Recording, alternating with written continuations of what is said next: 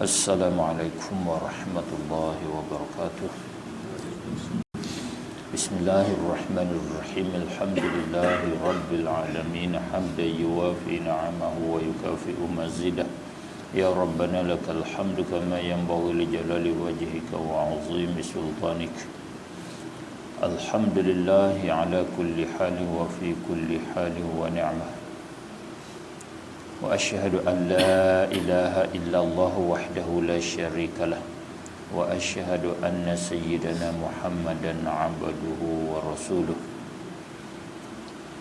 Allahumma salli ala sayyidina Muhammadin nabiyil ummi wa ala alihi wa sahbihi wa barik wa sallim tasliman katsiran bi rahmatika ya arhamar rahimin. Allahumma salli ala sayyidina Muhammadin al-fatih lima uliqa wal khatimi lima sabaqa wan nasiril haqqi bil haqqi wal hadi ila siratikal mustaqim wa ala alihi wa sahbihi haqqa qadrihi wa miqdarihil azim. Amma ba'd, fa inna asdaqal hadithi kitabullah wa khairal huda huda sayyidina Muhammadin sallallahu alaihi wa alihi wasallam. Alhamdulillah, sama-sama kita syukur kepada Allah Subhanahu wa taala kerana Allah Subhanahu wa taala karnia nikmat kepada kita dan rahmat kepada kita. Khususnya Allah Subhanahu wa taala, dia tolong kita di atas, dia bantu kita di atas taat kepada dia. Itu setengah daripada nikmat rahmat Allah yang besar ke atas kita selepas daripada dia beri iman kepada kita. Kerana Rasulullah sallallahu alaihi wasallam berpesan kepada seorang daripada sahabatnya, Rasulullah pesan suruh kata selalu setiap lepas solat suruh berdoa memohon dari Allah supaya Allah membantukan dia di atas mengerja taat kepada Allah Subhanahu wa taala dengan kata Allahumma a'inni ala dzikrika wa syukrika wa husni ibadatik. Maka perkara yang diajar oleh Rasulullah sallallahu alaihi wasallam itu menunjuk kata perkara itu sangat-sangat penting. Kita tak mampu, kita tidak ada kekuasaan, keupayaan untuk kita sebenar-benar taat kepada Allah Subhanahu wa taala melainkan dengan dibantu oleh Allah Subhanahu wa taala. La haula wala quwwata illa billahil aliyyil azim. Tidak ada hilah, tidak ada daya wala quwwah, dan tidak ada upaya, tidak ada kekuatan illa billah, melainkan dengan pertolongan Allah Subhanahu wa taala. Lebih-lebih lagi perkara yang berhubung kait dengan agama, dengan ketaatan kepada Allah Subhanahu wa taala. Perkara ni hajat sangat kepada bantu dari Allah Subhanahu wa taala. Dengan sebab perkara ni perkara yang berat. Kerana perkara yang dihalang, perkara disekat, diblok oleh perkara yang besar-besar, di antaranya seteru nafsu kita sendiri, dan yang keduanya syaitan. Kalau Allah tak bantu kita, kita tak dapatlah. Maka kita di pagi ni alhamdulillah Allah bantu kita, boleh kita berhimpun di rumah dia, boleh kita taat kepada dia. Oleh itulah kita sama-sama mengucap kata alhamdulillahirabbil alamin. Kita syukur, aku terima kasih kepadamu wahai Allah, di atas taufik dan hidayah, di atas tolongmu dapat aku tunai satu ibadat kepadamu dengan bersolat, khusus lebih lagi solat dengan secara berjamaah. Allahumma a'inna ala zikrika wa syukrika wa husni ibadatik. Ya Allah, minta Engkau tolongkan kami di atas taat kepada Engkau.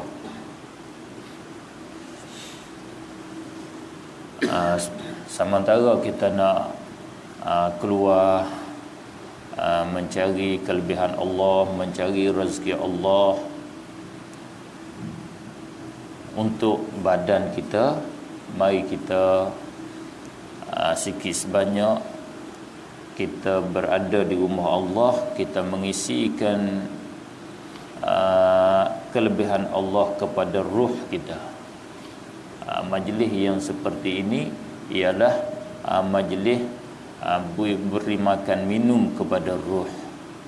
Kita telah maklum kita ni ada dua. Satu dia panggil badan, body. Ini dia hajat kepada makanan dan minum dia dan pakaian dia. Ada pakaian dia, ada makanan dia, ada minuman dia, ada perkara yang menghiasi dia. Maka untuk nak beri makan, minum, pakaian kepada badan body ni tak payah diajar. Ni sudah ditabiatkan, sudah jadi sifat semula jadi manusia. Dia usaha, dia cari.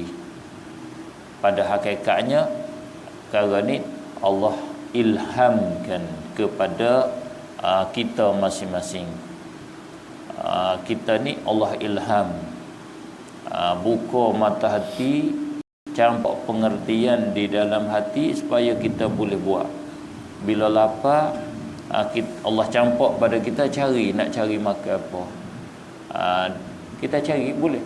Kita orang Melayu cari-cari temu berah, jumpa dengan berah, rebuh-rebuh makan. Nak tudung sejuk panas, ada rasa malu, nak tudung nak pakai supaya jadi cantik, supaya jadi comel jangak, dia cari daun kayu. Selepas pada cari daun kayu tu, dia usaha buat kain, jadi boleh pakai dengan pakaian sebagaimana kita berada di hari ini. Alhamdulillah.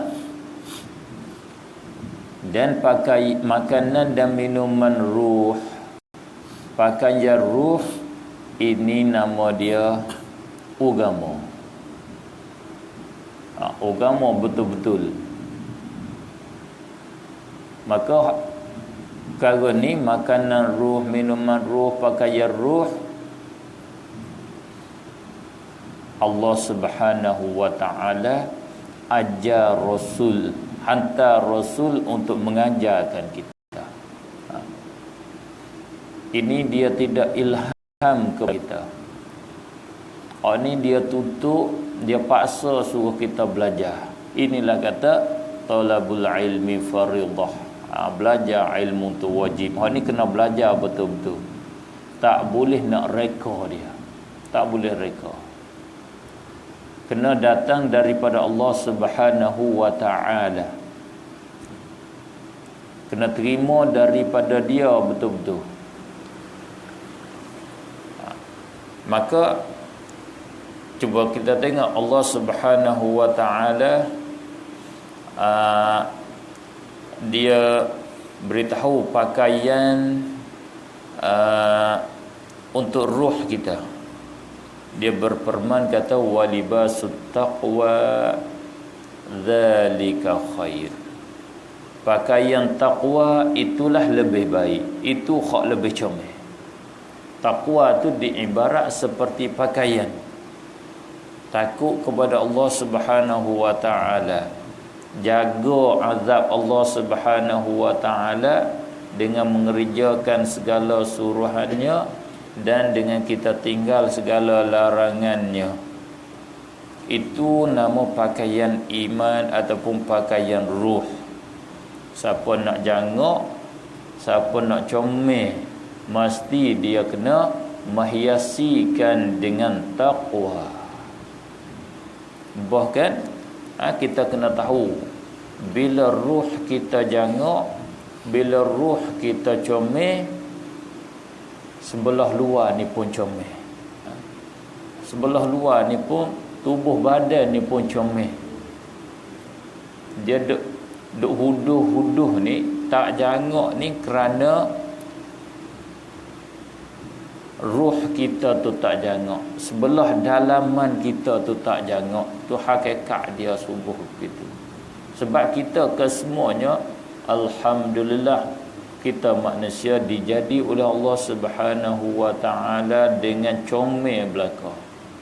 Karena Allah kata wattini wazzaitun wa turi sinin wa hadzal baladil amin laqad khalaqnal insana fi ahsani taqwim. Demi buah tin, demi buah zaitun, sungguhnya kami menjadikan manusia fi ahsani taqwim, di dalam seelok-elok bentukan.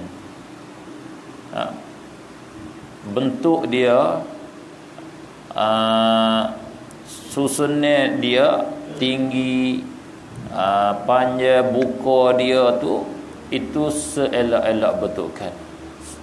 Jangok semua dah Allah buat kita. Ada beza sikit banyak tu, itu bukan kata huduh dah. Jangok ke semua, molek belaka. Kalau ibarat, kalau kita nak buat abang ni seperti kereta lah. Semua tu kalau tanya kita nak beli hak mana, nak hak mana kalau nak hadiah kereta padamu. Kalau ada duit kita nak beli hak mana? Nak belaka, molek belaka. Jinambo Toyota pun jangok, Isuzu pun jangok, Mitsubishi pun jangok, Mercedes pun jangok. Jangok belaka tu. Cuma ada lebih kurang begitu. Kita manusia alhamdulillah, Allah buat ni begitulah. Ada yang tinggi, yang pendek, ada yang gemuk, ada yang kurus sikit sebanyak tu. Ada beza sebagai model-model begitu ya. Jinambo begitu saja. Cantik tu cantik belaka. Tetapi yang jadi keji, yang jadi huduh, oleh kerana dalaman ataupun agama kita, itulah yang jadi huduh kita, yang jadi keji kita. Oleh kerana demikian, di antara doa yang didoa oleh Rasulullah sallallahu alaihi wasallam ketika ketika dia menyuluh cermin, suluh cermin, bila tengok cermin, suluh cermin, Rasulullah katakan, Allahumma hassin khuluqi kama ahsanta khalqi. Sebagai jadi doa harian, doa khusus ketika kita menyuluh atau ketika kita tengok cermin, tengok gambar kita di dalam cermin. Maknanya wahai Allah, maksudnya wahai Allah, sebagaimana mintalah engkau menghiasi akan akhlak aku, akan budi pekerti, akan perangai aku, sebagaimana engkau menghiasi, engkau mencantik, menjangokkan akan kejadian aku. Bentuk paras, potongan yang engkau jadi kepada aku ini adalah elok dan cantik, comel, hasan, jangok. Membuat aku berjangok, sebagaimana membuat aku berjangok, kamu buatlah akhlak aku ni bercantik, berjangok gati. Maka bila beripung dua tu, panggil sempurnalah kecantikan kita. Oleh itulah saya nak seru pada pagi yang berkah ini, mari semua menghiasikan diri kita, menghiasikan ruh kita dengan akhlak-akhlak yang fadilah, akhlak-akhlak yang mahmudah. Kita menjangokkan diri kita dengan perangai-perangai, dengan sifat-sifat yang terpuji. Bahkan min alamatil mu'min, setengah daripada alamat orang beriman, di antara tanda orang beriman yang sebenar, orang bawa agama betul, dia berakhlak dengan akhlak yang baik, perangai molek. Orang beriman sungguh ni dia perangai molek. Tu di antara tanda. Imam Nawawi rahimahullahu ta'ala dia menyebut, dia kata alamatuddin, alamat agama itu arba', ada 4 tanda. Tanda kata agama dia tu betul, tanda kata agama dia tu dikabul oleh Allah Subhanahu wa taala, diterima oleh Allah Subhanahu wa taala, ada 4 tanda. Satu daripadanya Imam Nawawi rahimahullahu taala dia membela dia sidqul qasdi, ya bila. Maksud dengan sidqul qasdi asal dia kalau terjemah benar qasak dia, benar kemahuan hati dia. Hati dia nak apa-apa tu adalah betul, tidak bohong niat dia. Tu asal mana niat dia, qasak dia tidak bohong, tidak menipu. Maka ini satu daripada akhlak, satu daripada perangai yang baik. Kalau seseorang tu niat bohong, niat tak betul, maka maka agama dia tidak sempurna. Tunjuk kata bahawa agama dia tu tidak dikabul oleh Allah Subhanahu wa taala. Macam mana niat tak betul? Niat tak betul. Niat tak betulnya iaitu dia buat macam lain, niat macam lain, tak sama dengan buat.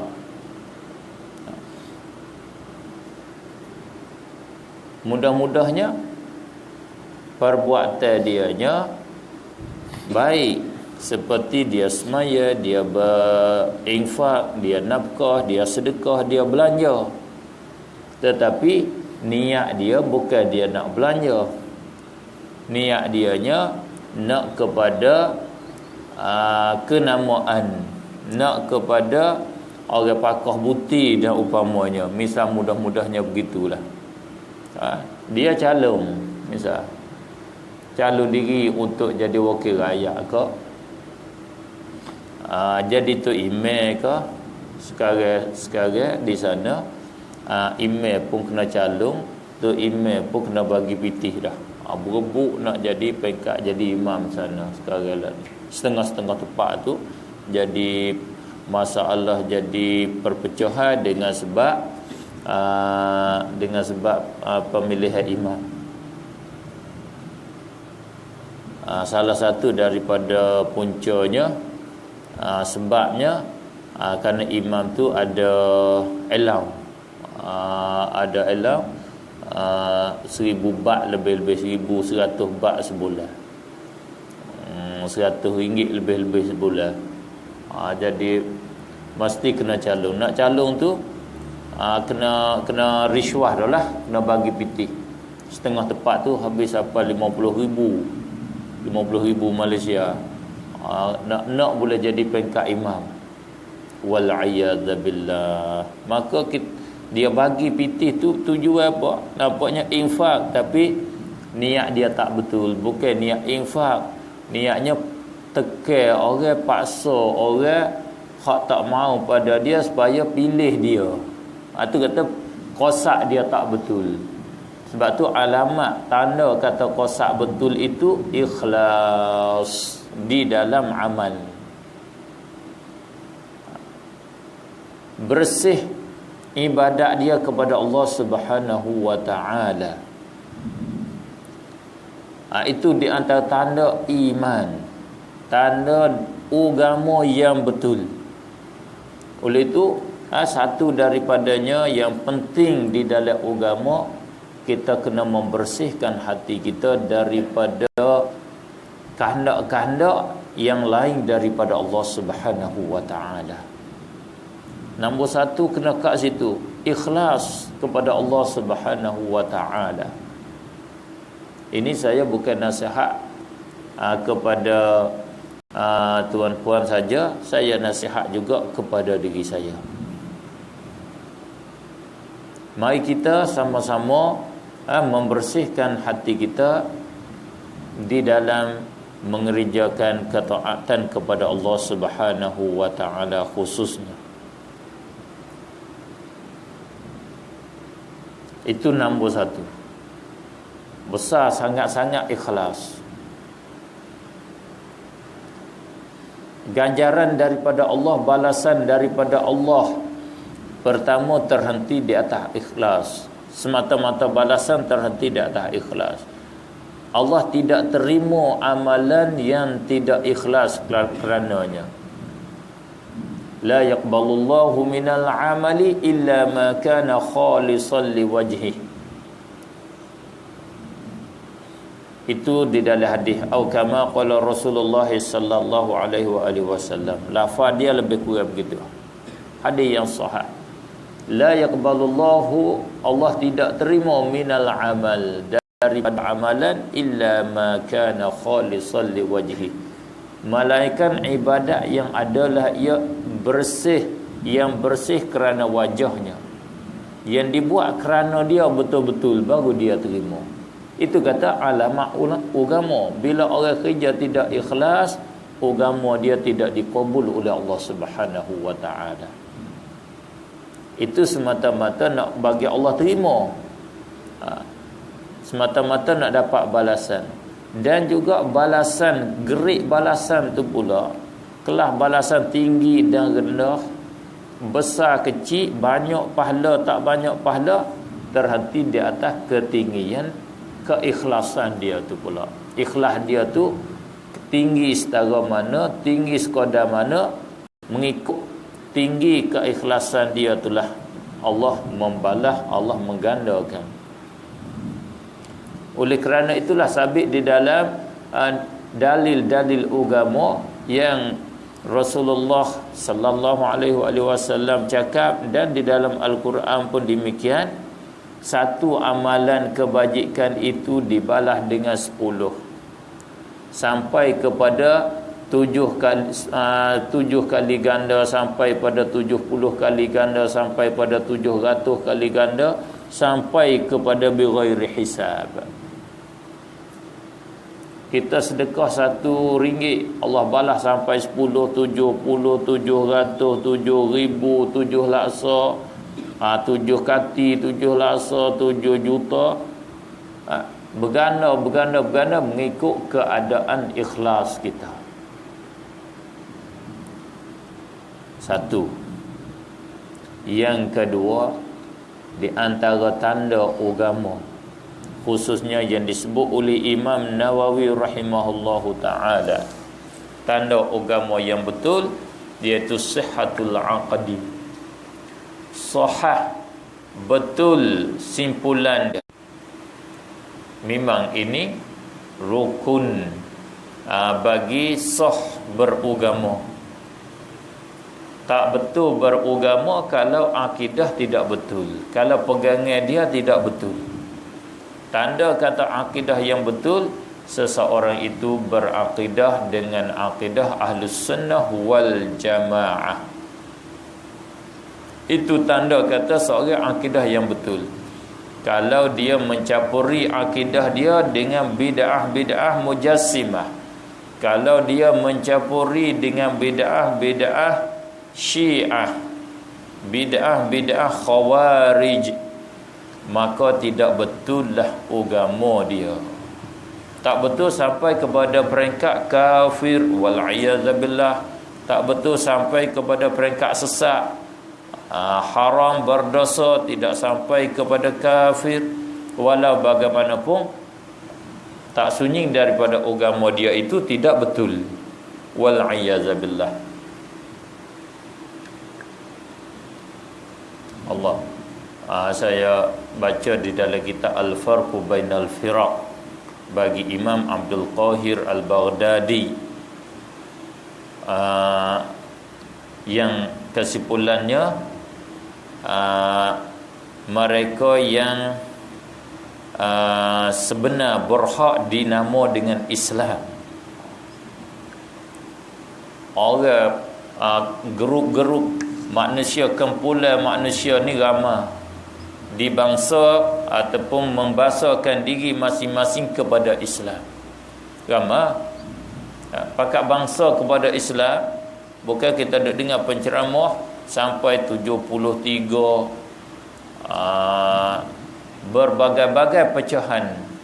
Tak penting 73 ke 70 ke 40 50 100 ke, tak habis nak bila banyaknya.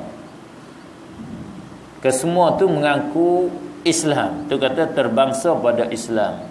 Syiah kata dia Islam, Mujassimah kata dia Islam, Khawarij kata dia Islam, Murji'ah kata dia Islam, Sabaiyah kata dia Islam, Hisyamiyah kata dia Islam, berbagai-bagai puak. Mu'tazilah kata dia Islam, Jabariyah kata dia Islam, Ibadiyah kata dia Islam, Imamiyah kata dia Islam.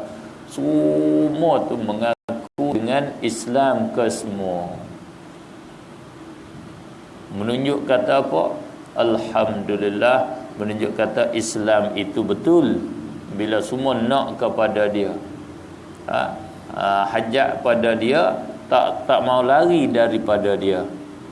Kerana asalnya Islam lah yang betulnya. Inna dina indallahil Islam. Tetapi bila dah mengaku begitu, siapa yang berhak, siapa yang sebenar dengan dinamo dengan Islam, yang sebenar yang dinamo dengan Islam. Imam Abdul Qahir Al-Baghdadi dengan secara kesimpulannya, mereka yang berhak dengan nama Islam iaitu mereka yang mengaku dengan ketuhanan Allah Subhanahu wa taala dengan kata alam ini baru, ada sani', ada yang membuatkan dia, dan mengaku dengan apa yang dibawa datang oleh Rasulullah sallallahu alaihi wa alihi wasallam. Bila dah mengaku begitu, dia bila satu daripada di antara rukun ahli sunnah wal jamaah.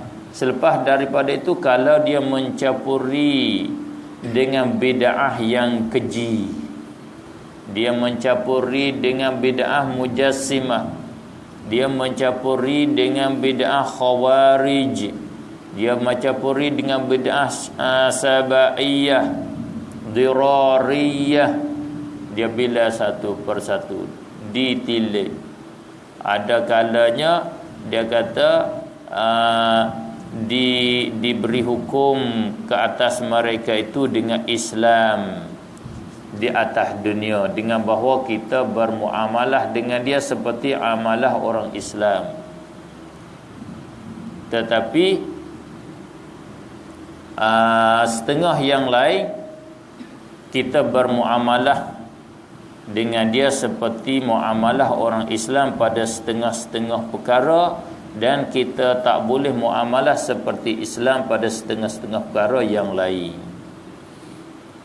Di antara yang dia sebut, bila seorang itu mencampuri dengan bid'ah tajsim, bid'ah mujassimah, kita kena hukum dia Islam pada setengah-setengah perkara. Pada masuk masjid, dia berperang dengan kita, kita bagi harta ghanimah kepada dia. Di antara perkara yang tak boleh kita muamalah seperti Islam, kita tak boleh nikah kahwin dengan dia.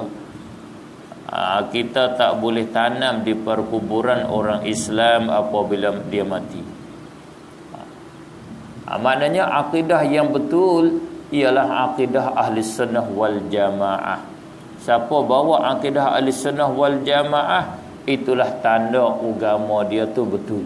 Kerana akidah ahli sunnah wal jamaah ini kesimpulan daripada apa yang didatang, yang dibawa, yang ada di dalam Al-Quran, yang ada di dalam hadis Rasulullah sallallahu alaihi wasallam. seseorang tidak sempurna akhlak kalau dia tidak berakidah dengan akidah yang betul. Memang begitu. Jangan perangai ni dia bina di atas akidah yang betul. Cuba kita tengok orang barat, kalau kita tengok sepitah lalu, dia ni perangai molek. Orang barat dia asuh perangai molek. Bagaimana kalau kita dengar ceramah-ceramah, kita maklum. Sehingga orang-orang Arab, tok guru Arab, orang alim Arab, bila dia pergi ke Eropah, dia kata kalau siapa nak tengok Islam, gilah kepada Eropah. Islam ada pada Eropah. Siapa sana? Padahal orang Eropah tak ada Islam. Maksud dia nak tengok apa yang disuruh, yang diperintah dalam Islam, di sana tu dia buat. Dia buat. Akhlak dia bagus, akhlak dia molek. Salah satu yang boleh akak contoh, kalau berbanding dengan orang Arab, beza jauh orang barat akhlak dia, perangai dia. Orang Arab Islam alhamdulillah, tapi akhlak dia tak berapa jangok mana. Kalau kita tanya dia, orang Arab, kita tanya Pak Cik, jalan nak pergi kepada di mana tempat jual roti kat sini misalnya, mana tempat jual roti? Kalau dia tak tahu, dia tak kata dia tak tahu. Dia kata tu gigi kod depan tu. Kod depan tu ada, dia kata lekak kanan, temu dia lah. Kita pergi lekak kanan cari pun tak ada. Tu perangai dia. Dia tak kata aku tak tahu tu, dia tak kata. Hamba pengalaman juga lah masa duduk Mesir macam tu. Jalan dengan saya Arab berjalan. Kereta mari beradu tepi buka cermin tanya. Dia nak beli roti. Dia tanya di mana purun roti kat sini? Dia jawab, ya tu depan ya dah. Depan mugi ikut depan tu melekak kau tu ada.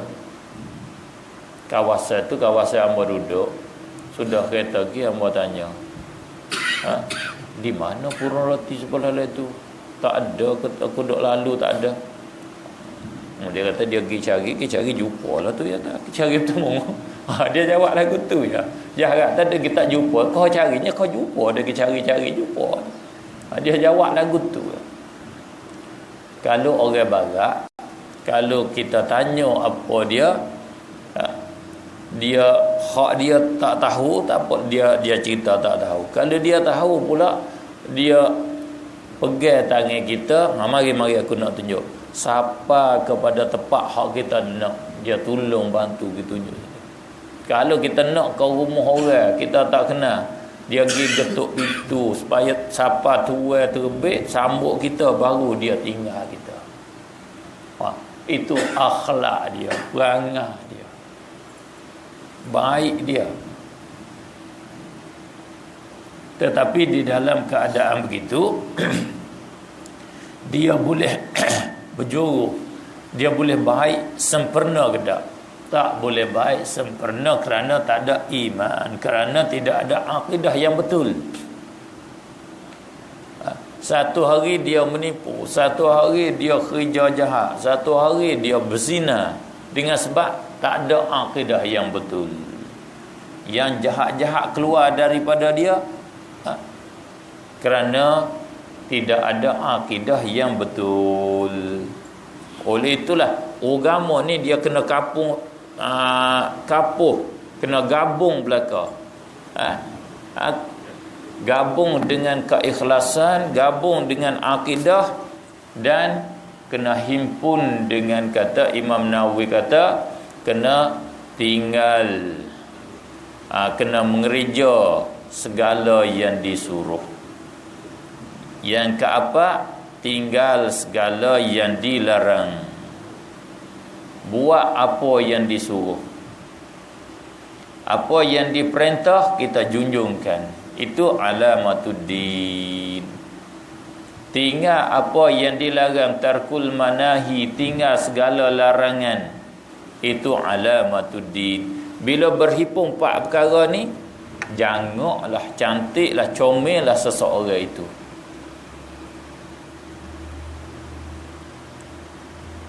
Oleh itu, marilah kita sama-sama menghiasi agama kita.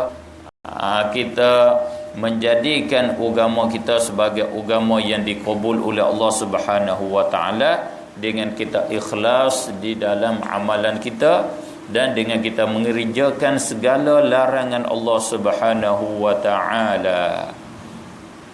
Makna kita kerja segala yang disuruh oleh Allah Subhanahu wa taala. Di antara tanda kita kerja yang disuruh oleh Allah Subhanahu wa taala, Imam Nawawi kata, iaitu kita menunaikan segala kewajipan, segala faraid, segala fardu. Kita menunaikan segala fardu Allah Subhanahu wa taala. Sekiranya ada kewajipan di atas batas tekak kita, kita tinggal semaya, kita tinggal puasa, mesti kita tunaikan fardu semaya yang kita tinggal. Kita kena qada fardu semaya yang kita tinggal. Kita kena qada puasa yang kita tinggal. Di hari ni kadang-kadangnya kita tu nampak rajin semaya sunat. Kita rajin puasa sunat, puasa nil lah, puasa sunnah khamis lah, semaya sunat duha lah, semaya sunat rawatib lah, berbagai-bagai kita kerja sunat. Sedangkan semaya yang kita tinggal bertindai-tindai, bertamu-tamu di atas belakang kita, di atas batas tekak kita. Banyak lagi hak kita kena buat hak wajib, tapi kita duk bergaduh dengan hak sunat. Itu menunjuk kata agama kita tidak sempurna. Agama kita tu berpura-pura, tak sungguh. Kerana apa kita duk bergaduh, duk berbimbang dengan hak sunat, sedangkan hak wajib ada di atas kita? Cuba kita fikir. Sempurna ke tak? Allah cuba kira mudah-mudah, kita orang tua dah pakai sipir, tak payah mana kita orang tua. Dia cuma tak ada mandi lagi, berpeluh, ada kabuk-kabuk, ada seluk. Tiba-tiba dia ambil bedak, lecu, lomo, pakai. Kita kata orang ni sepenuh akal tak? Tubuh cuma ambil baju baru pakai. Tubuh dia busuk, ambil baju baru pakai, ambil kasut baru pakai. Kalau tak, kita tak kata gila pun tak jauh orang tu. Orang tu orang kurang cerak dah. Begitulah ibarat bandingannya. Kita ni ada kewajipan kita berhias dengan sunat. Bukan makna tak boleh kerja sunat, tapi tak sepatut bagi kita. Yang ditutup di atas kita pertama-tama, kena kita tunai adaul faraid, tunai segala keperluan Allah Subhanahu wa taala ke atas kita. Itu alamat dia. Ukur diri kita ni, agama aku ni sempurna ke tak sempurna, diterima ke tak diterima oleh Allah Subhanahu wa taala. Mudah-mudahan agama kita dikabul oleh Allah Subhanahu wa taala. Dengan pagi yang barakah ini, kita mari usaha sampai kepada peringkat tu tinggi, supaya agama kita tinggi di sisi Allah Subhanahu wa taala. Alamat kata dia tinggal segala yang dilarang, dia tinggal segala perkara yang haram, dan juga dia tinggal segala perkara yang makruh. Tu tanda kata dikabul oleh Allah. Hak haram dia tinggalkan semua, tak kerja. Dan juga hak makruh, kerana perkara makruh pun dilarang oleh syarak. Syarak larang juga perkara yang makruh. Oleh itu salah satu daripada perkara yang dilarang oleh syarak, saya harap kepada ahli jamaah kesemua, khususnya orang-orang lelaki, orang-orang muda, kita kena tinggal membuang-buangkan harta, tabzir, membuang harta. Kerana tabzir, membuang-buangkan harta, membazirkan harta adalah perkara yang dilarang keras oleh syarak. Allah larang keras di dalam Al-Quran dengan sigat nahi serta ditaukid dengan kata wala tubadzir tabdzira. Jangan engkau membazir sebagai membazir. Membuangkan harta dengan tidak ada dengan saja-saja, dengan tidak ada faedah dunia dan akhirat. Serta pula Allah hukum pula, innal mubadzirin, sesungguhnya segala orang yang mubazir itu kanu ikhwanas syayatin, adalah mereka itu segala saudara bagi syaitan, segala adik abang bagi hantu-hantu.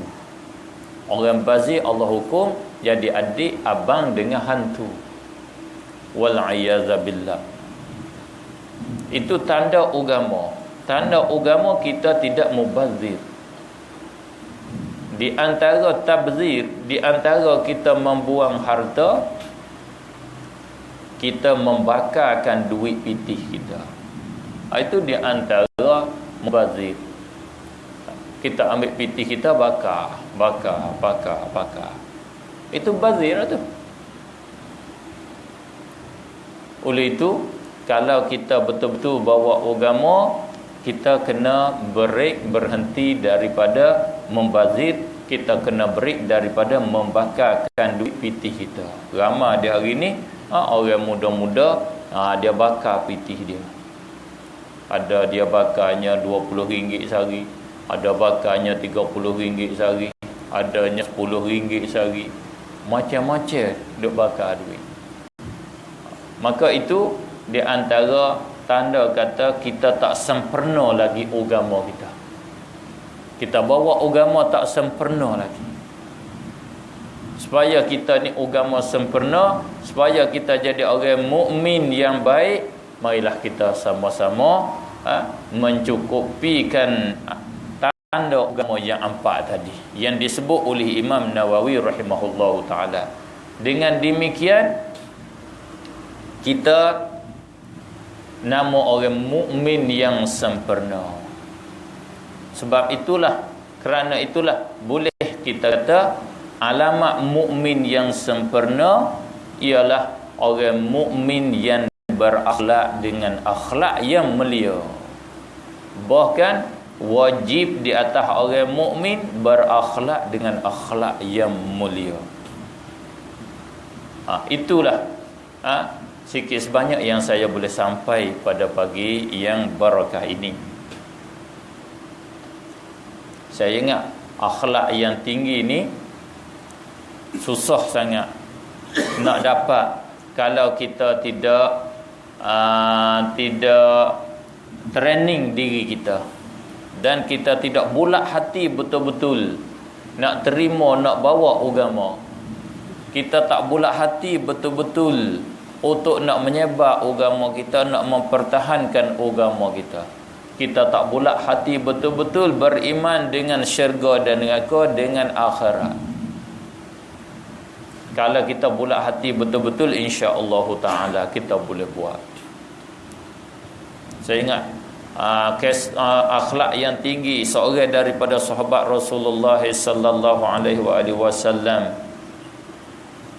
kalau tak silap saya, nama Jabir radhiyallahu taala anhu. Masya Allah, akhlak yang payah nak cari. Dia ada khodam dia, ada hamba dia. dia suruh khodam dia tu pergi cari kuda dia nak beli. Khodam dia pergi cari kuda nak beli. Cari-cari jumpalah nak beli kuda. Khodam dia bercakap dengan tuan kuda, tanya harga sekalian, sudah buat persetujuan dengan tuan kuda nak bayar harga sekian. Mari kepada sahabat Rasulullah sallallahu alaihi wasallam tadi. Sahabat Rasulullah tanyalah tuan kuda, kata mu nak jual berapa kuda kohema begitu lebih kurang. Tuan kuda jawab kata nak jual harga sekian-sekian, katakanlah harga 400. Harga 400. Dia sudah setuju dah. Sahabat Rasulullah kata gini, kudamu ni mengata harga 400. Aku nak beli 400, aku nak beli 500, mu nak jual ke tak?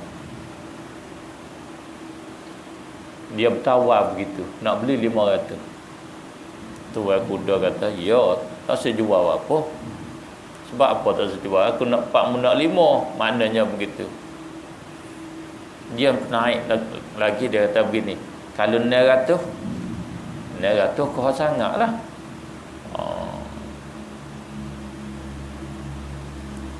Kama dia akhir sekalinya disetujui di atas harga yang lebih daripada harga yang disetujui oleh tuan dia dengan hamba dia. Tinggi naik 3 kali dia akak naik harga.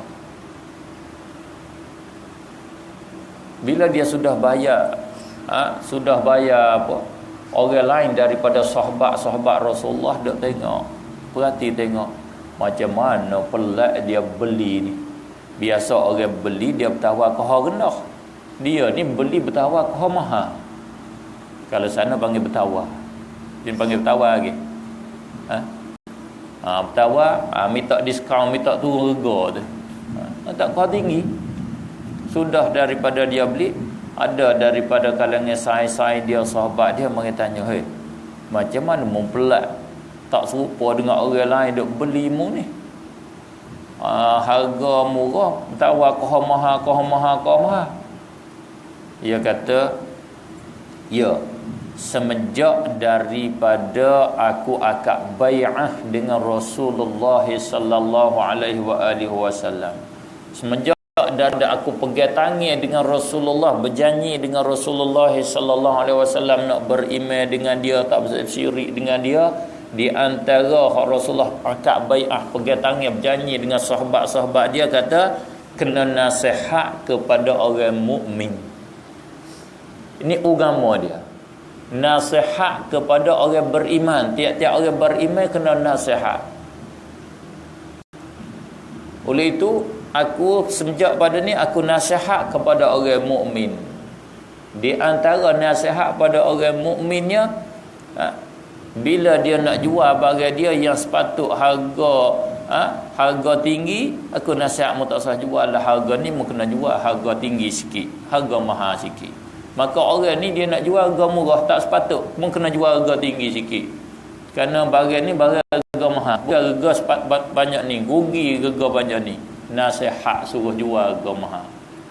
Pak kena dia sendiri pun, dia nak beli sendiri pun dia nasihat, jangan jual harga ni, jual mahal sikit. Begitu akhlak dia, perangai dia.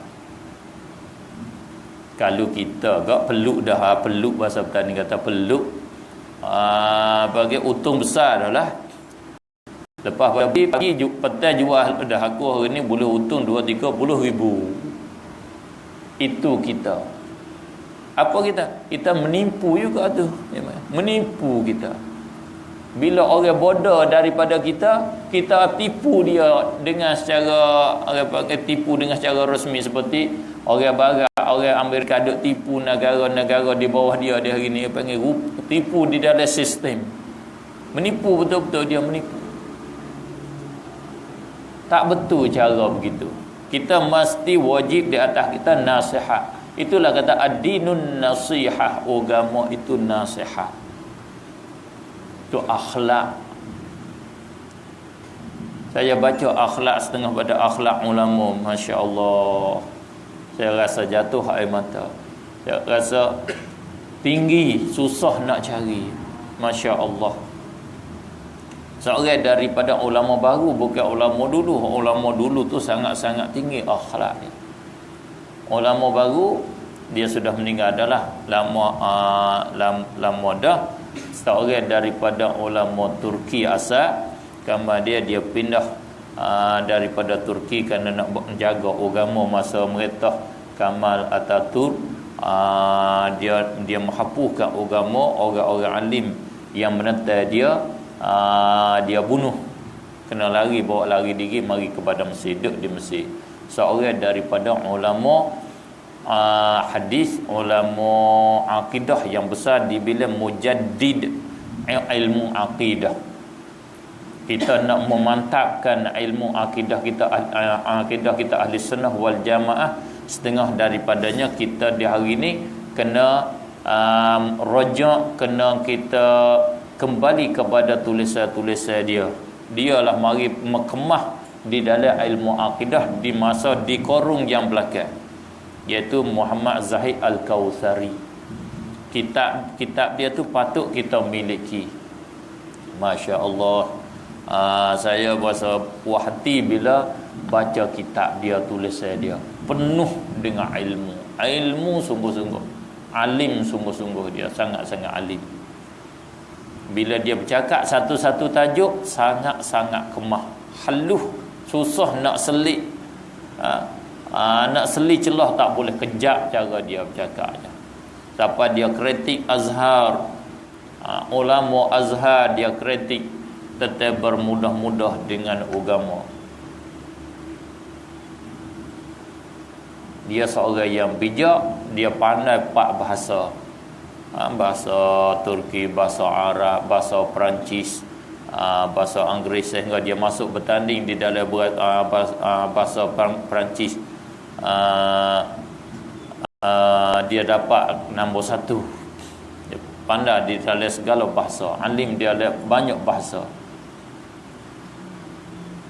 Dia akhlak dia tinggi, masya-Allah. Dia hidup di dalam keadaan fakir, susah. Orang susah pindah negeri, duduk rumah sewa kat Mesir. Anak murid kaya-kaya, anak murid korporat harta jutawan, belajar dengan dia kaya, anak murid dia kaya, duit banyak lah. Kereta bukan kereta biasa Mercedes kepada anak murid yang kaya-kaya. Orang alim, mungkin orang kita, orang biasa, kita nak rapat, nak baik dengan dia.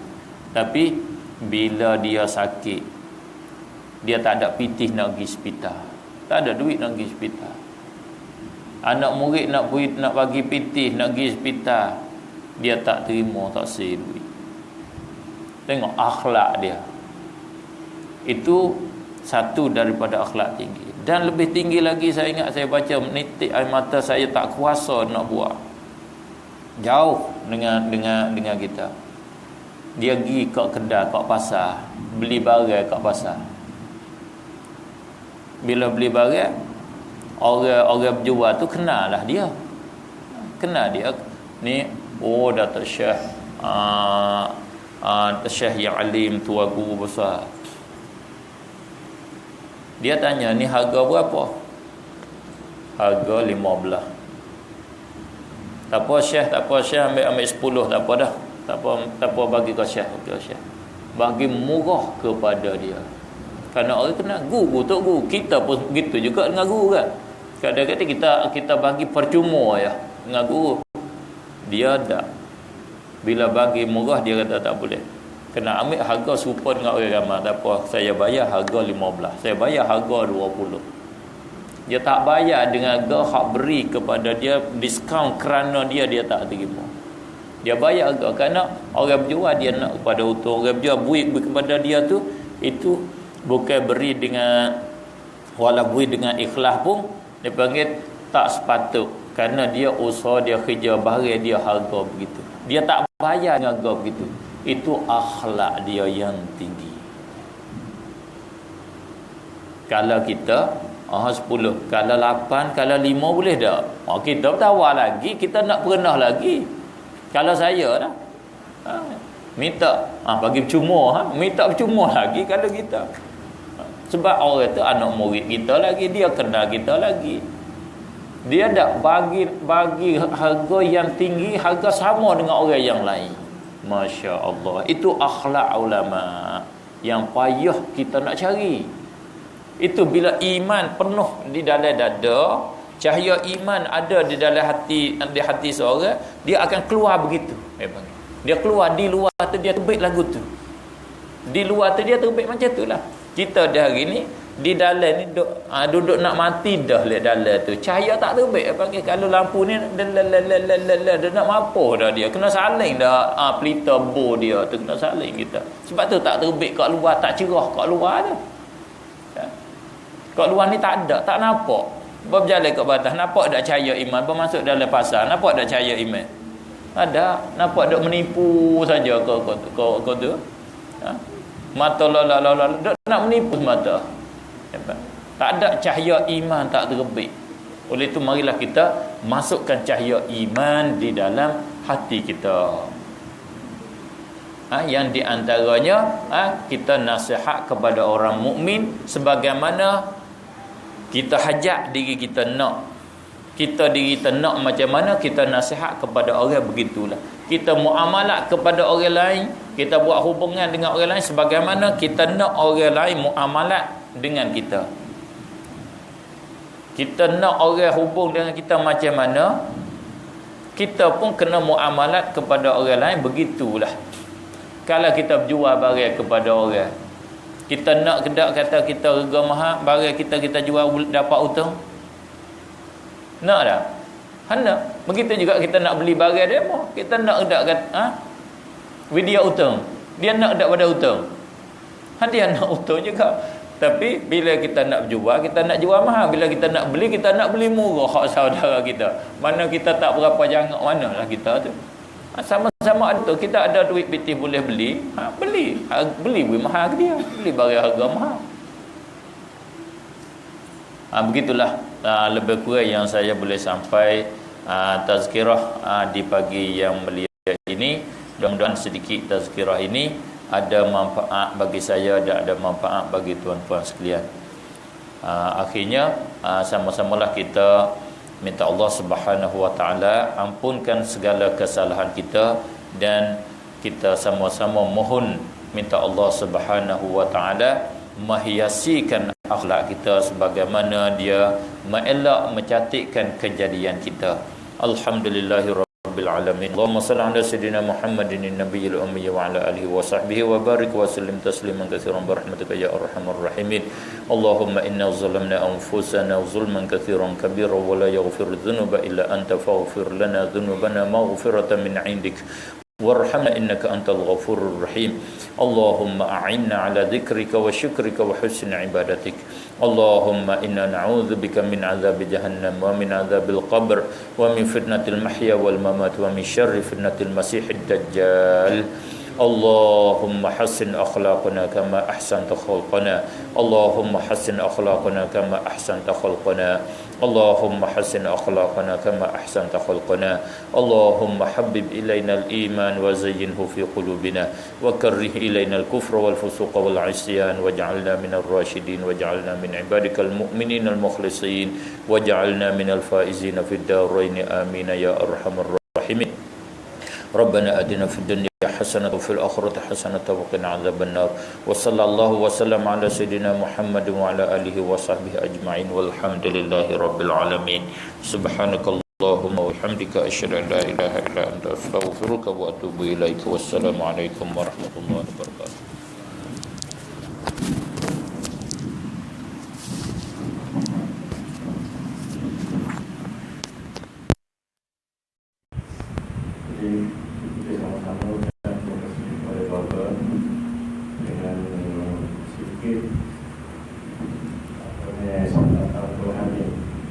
Yang disampaikan jiwa kita. Jadi untuk rasa segar begini walaupun sedikit dan masa yang agak terhad, tapi rasa segar. Inilah bukan disentapan rohani yang kita perlu pada orang-orang yang ada kemampuan memberi kita istirahat di pagi. Jadi walaupun kemanapun kita sama-sama bersyukur kepada Allah Subhanahu Wa Taala. Jadi setakat itulah dulu majlis kita.